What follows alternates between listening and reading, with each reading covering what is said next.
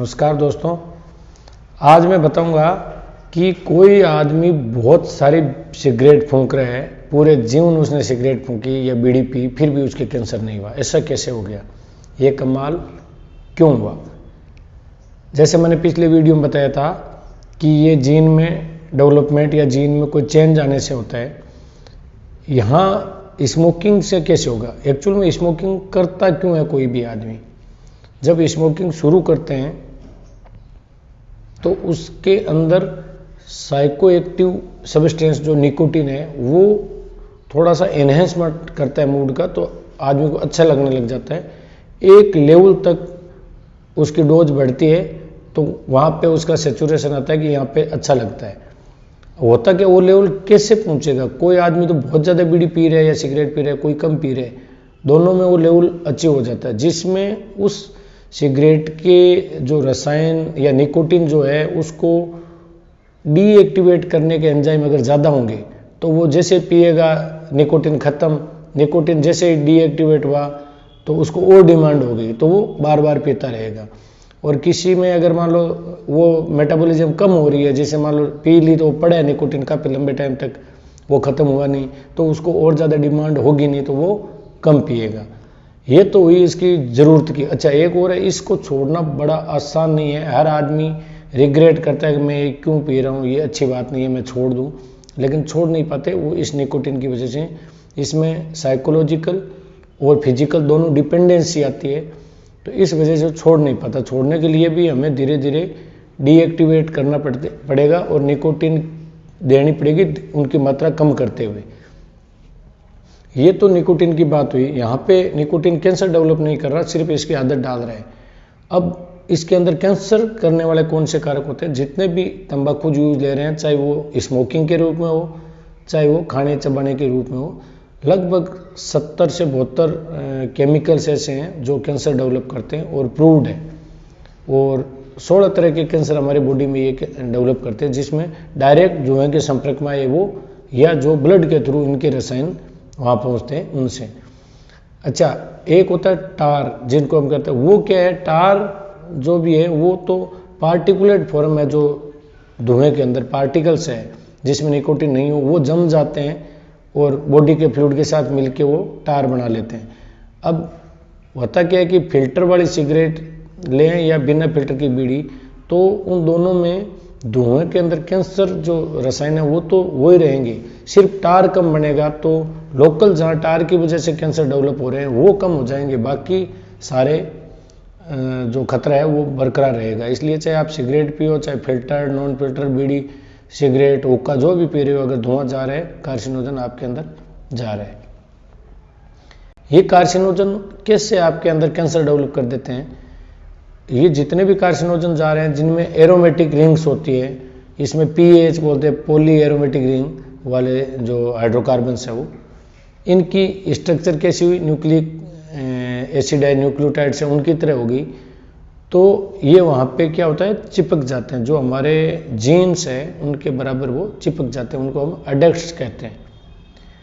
तो डीएनए एडेक्ट्स हो गए, वो डीएनए के पास में चिपके रहेंगे। अब कोई आदमी जितनी ज़्यादा सिगरेट पिएगा, जितनी बीड़ी पिएगा, उतने रसायन ज़्यादा होंगे, तो क्या हुआ?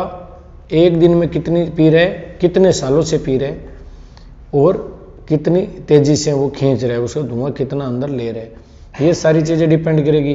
जब ये ज़्यादा होगा तो डीएनए एडेक्ट्स ज़्यादा बनेंगे। फिर भी किसी आदमी में कैंसर बन गया, किसी में नहीं बना, ऐसा क्यों हुआ?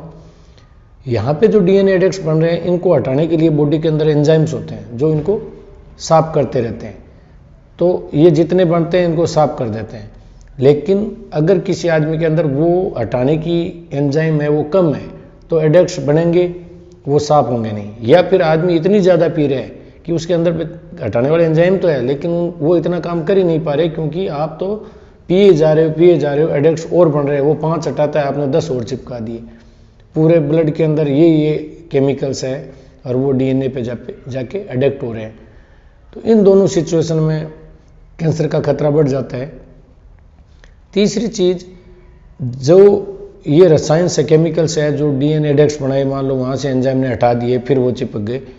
अब ये डीएनए एडेक्ट्स डीएनए तक कैसे पहुंचे? मान लो ब्लड के थ्रू ही तो जाएंगे, फेफड़े में गए, वहां से ब्लड में गए, फिर जाएंगे।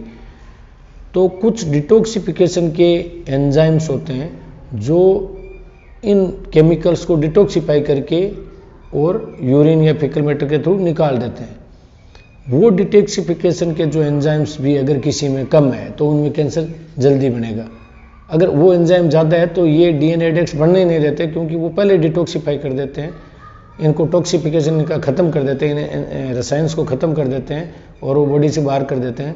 तो उन लोगों में उनको हम ये कह सकते हैं कि ये बंजर भूमि है, यहाँ पे कुछ भी नहीं उगेगा, मतलब यहाँ कैंसर डेवलप नहीं होगा। लेकिन ये किसी को वहम नहीं पालना चाहिए कि मैं तो बंजर भूमि हूँ, आपको नहीं पता। वो तो जब सारी उस तरह की जांचें अगर हम कराएं कि भाई इसमें ये एंजाइम्स किस तरह से हैं, कितने हैं, तो पता लगे कि इसमें कैंसर की रिस्क रहेगी या नहीं रहेगी। तो हम इतनी जांचें करें, इससे तो बढ़िया हम कैसे करके उसको छोड़ दें, और छोड़ना ही बेस्ट है, क्योंकि इसमें और भी तरह के कॉम्प्लिकेशंस आते हैं, सिर्फ कैंसर ही नहीं, लंग से संबंधित प्रॉब्लम है, हार्ट से संबंधित प्रॉब्लम है, ब्लड वेसल्स चली जाती है तो पैरों में हाथों में उंगलियां हैं वो सुन्नी पड़ने लग जाती है। तो ये बहुत सारी चीज़ें होती है।